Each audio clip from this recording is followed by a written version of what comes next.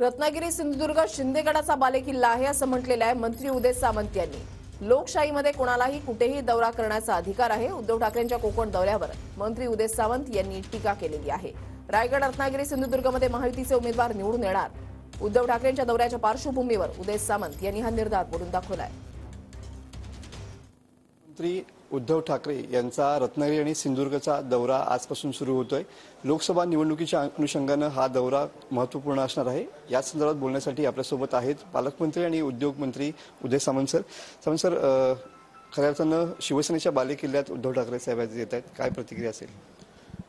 तुम्ही अतिशय योग्य सांगितलं की वंदनीय बाळासाहेबांच्या विचाराच्या शिवसेनेचा म्हणजे एकनाथ शिंदे साहेबांचं नेतृत्व मानणारा हा शिवसेनेचा बालेकिल्ला आहे आणि त्या बालेकिल्ल्यामध्ये लोकशाहीच्या माध्यमातून कोणाला येऊन प्रचार करण्याची मुभा आहे। परंतु मी ठामपणानं या जिल्ह्याचा पालकमंत्री म्हणून, रायगड जिल्ह्याचा पालकमंत्री म्हणून आणि सिंधुदुर्ग जिल्ह्याचा पालकमंत्री होतो म्हणून सांगेन की भविष्यातल्या ज्या खासदारकीच्या निवडणुका होणार आहेत, आमदारकीच्या निवडणुका होणार आहेत, तिथले सगळे खासदार आणि सगळे आमदार हे महायुतीचे निवडून आलेले आपल्याला दिसतील। एवढा जनसंपर्क या सरकारचा विकासाच्या माध्यमातून लोकांपर्यंत पोहोचलेला आहे आणि म्हणून कुणाचाही दौरा झाला तर त्याचा फार फरक आमच्यावर पडेल असं मला वाटत नाही। हे होते उद्योगमंत्री उदय सामंत सर। कॅमेरामन समित गजनेसह मी मनोज डेले, TV9 मराठी, रत्नागिरी।